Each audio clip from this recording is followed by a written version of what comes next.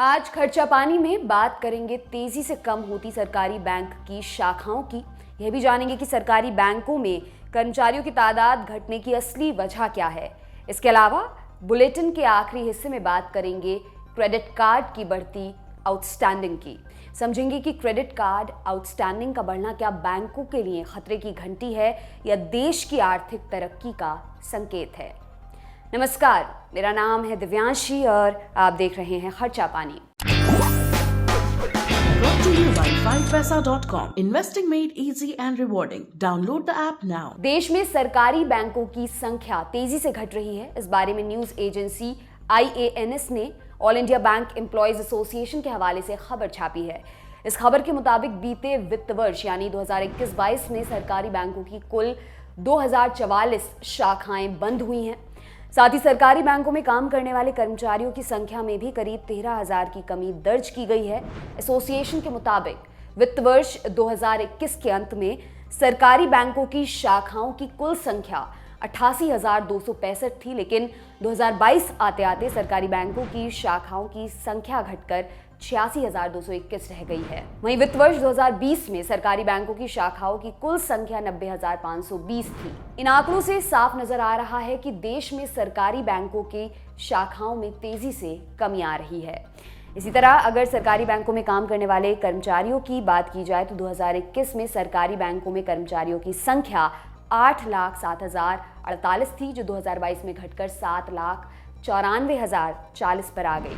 Bank association के मुताबिक जहां एक तरफ सरकारी बैंक की शाखाएं दनादन बंद हो रही हैं, वहीं निजी बैंकों की शाखाओं की संख्या 2021 की तुलना में 2022 में 4,023 बढ़ी है। अब देश में प्राइवेट बैंकों की शाखाएं बढ़कर 34,342 हो गई हैं। इस बारे में हमने बात की एक्सपर्ट से, आइए उन्हें सुनते हैं। ये जो एक तरह से दो हम पैरामीटर्स देख रहे हैं, जिसमें कि एक तो लग रहा है कि एम्प्लॉइज जो हैं पब्लिक सेक्टर बैंक में, जो एम्प्लॉइज है, जो कर्मचारी वो काम करते हैं, उनका जो नंबर है वो घटा है कि जो 2021-22 में जो एम्प्लॉइज थे पब्लिक सेक्टर बैंक में और जो 20-21 में है उसके कंपैरिजन में देखें तो 13,000 जो है वो कम हुए हैं। यदि उसको और एक्चुअल फिगर हम देखें तो 2020-21 में जो टोटल एम्प्लॉइज थे वो थे एक तरह से आप कह सकते हैं 8,07,048 और वो कम हो गए हैं 7,94,040। तो इसका मतलब है लगभग, क्या सीधा यदि एक्यूरेट फिगर बताएं हम तो 13,008 एम्प्लॉइज जो है वो कम हैं 2021-22 में पब्लिक सेक्टर बैंक में। एक तो ये डेटा दिया जा रहा है जो कि all India bank employees association है, वो ये डेटा दे रही है। दूसरा जो डेटा आ रहा है वो ये है कि जो ब्रांचेज है पब्लिक सेक्टर बैंक की वो 2044 44 जो है वो कम हुई हैं। और यदि हम इसको एक्चुअल फिगर में देखें कि वो कितना नंबर था पहले, तो जो पहले नंबर था वो था 88,265 और अब हो गया वो 86,221। तो ये इस कारण से हम ये देख रहे हैं कि 2044 जो बैंक है पब्लिक सेक्टर बैंक की जो ब्रांचेज हैं वो कम हुई है। जबकि तीसरी साइड हम देखें कि तो उसमें हम देखेंगे कि जो प्राइवेट सेक्टर के बैंक हैं उनका जो नंबर है वो इंक्रीज कर रहा है। मतलब वो एक तरह से आप कहें कि एक तरह से अब जो है ब्रांचेज किसी टाइम जो है लास्ट ईयर जो बड़ी थी वो 4,023 थी, अब जो है वो 34,342 है। तो लगभग 34,342 बहुत बड़ा नंबर है वो प्राइवेट सेक्टर बैंक के आने का। आप ये पूछ रहे थे कि उसका क्या मतलब फीचर्स, क्या विशेषताएं बता रही हैं। तो जो हम पहले भी बात कर रहे थे लास्ट वीक में कि बेसिकली गवर्नमेंट की जो इंटेंशन है वो ये है कि प्राइवेटाइजेशन, निजीकरण किया जाए बैंकों का। इसके तहत ही जो मतलब हम पहले बात करते रहे हैं कि जो बजट आया था 22 का, जिसमें जो निर्मला सीतारमण जी ने कहा था कि हम जो है पब्लिक सेक्टर बैंक को जो है हम प्राइवेटाइज करेंगे। उसमें दो बैंक की बात आ रही है, जिसमें सेंट्रल बैंक ऑफ इंडिया है और जो इंडियन ओवरसीज बैंक है। बैंकों की कम होती ब्रांचेस और स्टाफ में कमी एक सामान्य प्रक्रिया का हिस्सा है या इसके पीछे कुछ और कहानी है, इसे समझते हैं। इकोनॉमिक टाइम्स की हाल ही में प्रकाशित खबर के मुताबिक मोदी सरकार सरकारी बैंकों से अपनी पूरी हिस्सेदारी बेचने से जुड़ा नया बिल आगामी संसद सत्र में लाने की तैयारी कर रही है। इस बिल के पारित होने के बाद सरकार के पास इस बात की पूरी आज़ादी रहेगी कि वह सरकारी बैंकों में अपनी पूरी हिस्सेदारी बेचकर निकल ले।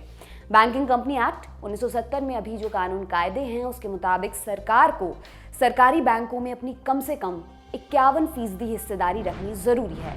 फिलहाल सरकारी बैंकों में 51% हिस्सेदारी होने से सरकार का इन बैंकों पर पूरा नियंत्रण रहता है। All India bank employees association का कहना है कि 2020 में सरकारी बैंकों के विलय और बड़ी तादाद में कर्मचारियों के रिटायरमेंट के चलते बैंक की ब्रांचेस और स्टाफ में कमी आई है। ऑल इंडिया बैंकर्स एसोसिएशन के जनरल सेक्रेटरी CH वेंकटचलम ने न्यूज एजेंसी IANS से कहा, सार्वजनिक क्षेत्र के बैंकों के लिए वित्त वर्ष 2021 तक का समय काफी बुरा रहा, क्योंकि इस दौरान तक सरकारी बैंकों का फंसा हुआ कर्ज यानी NPA काफी ज्यादा था। सबसे ज्यादा NPA कॉर्पोरेट सेक्टर का देखने को मिला। हालांकि उनका कहना है कि सरकारी बैंकों के लिए बुरा दौर खत्म हो गया है। सरकारी बैंक अब काफी बढ़िया आर्थिक स्थिति में पहुंच रहे हैं।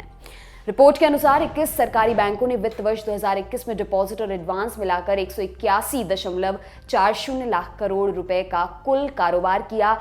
वहीं वित्त वर्ष 2021 में 166.08 लाख करोड़ रुपए कुल कारोबार था। इसके अलावा वित्त वर्ष 2021 में सरकारी बैंकों का नेट प्रॉफिट दोगुने से भी ज्यादा बढ़कर 689.79 अरब रुपए पर पहुंच गया, जबकि वित्त वर्ष 2021 में नेट प्रॉफिट 331.77 अरब रुपए था। पिछले साल बजट में वित्त मंत्री निर्मला सीतारामन ने कहा था कि सरकार 2 सार्वजनिक क्षेत्र के बैंकों का निजीकरण करेगी। सूत्रों के मुताबिक इसमें सेंट्रल बैंक ऑफ इंडिया और इंडियन ओवरसीज बैंक शामिल हैं। वहीं IDBI के निजीकरण की प्रक्रिया पहले से ही चल रही है। उम्मीद है कि सरकार अगले महीने के अंत तक IDBI बैंक के लिए बोलियां मंगाएगी। क्या सरकार सरकारी बैंकों से वाकई पल्ला झाड़ना चाहती है और बैंक की शाखाओं और स्टाफ में आ रही कमी उसी रणनीति का हिस्सा है? इस बारे में हमने एक्सपर्ट की राय ली।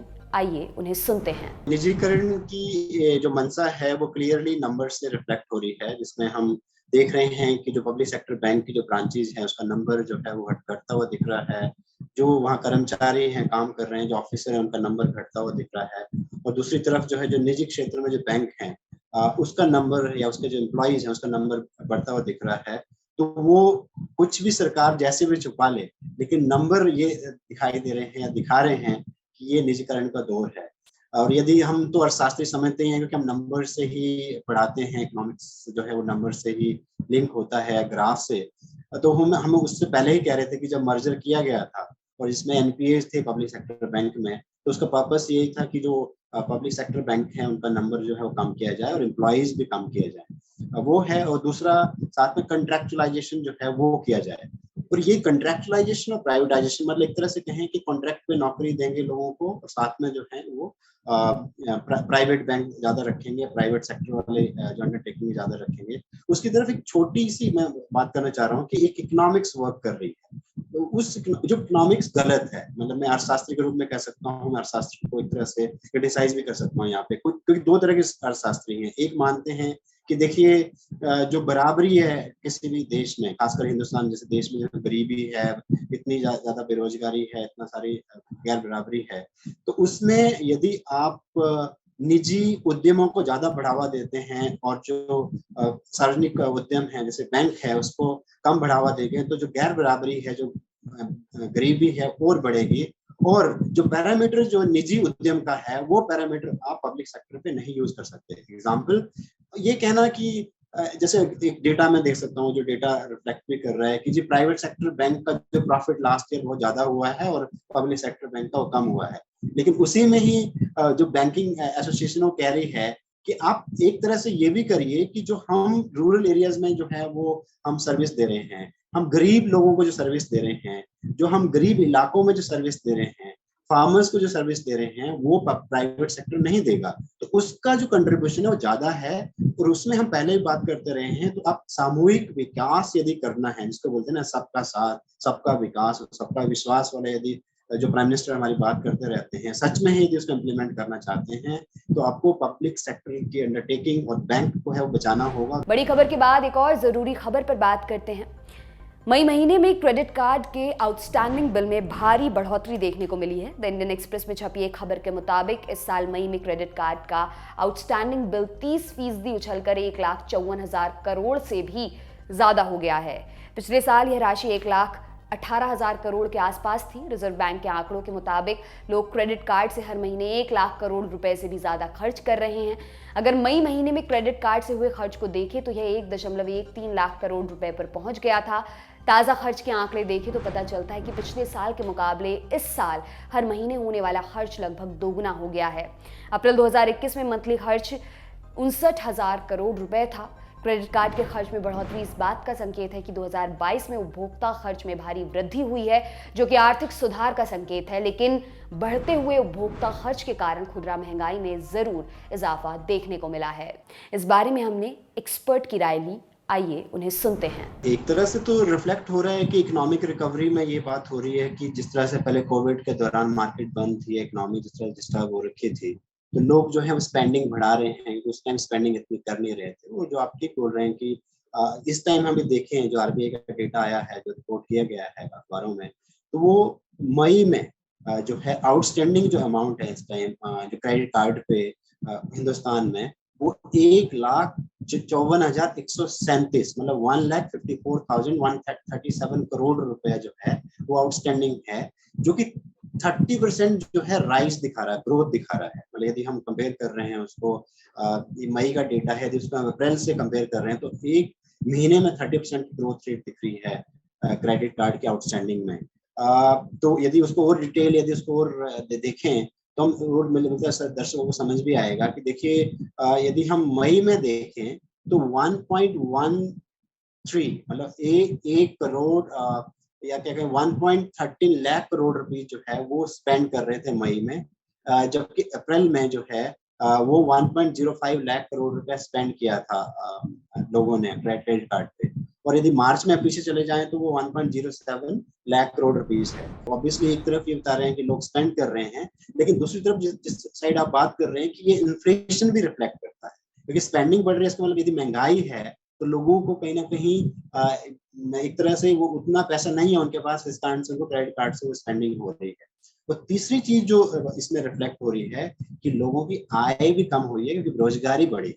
तो इसलिए जब बेरोजगारी बढ़ी है और आय कम हुई है, तो उनको मजबूरी में क्रेडिट कार्ड यूज करना पड़ रहा है, और इस कारण से इतनी बड़ी स्पेंडिंग दिख रही है।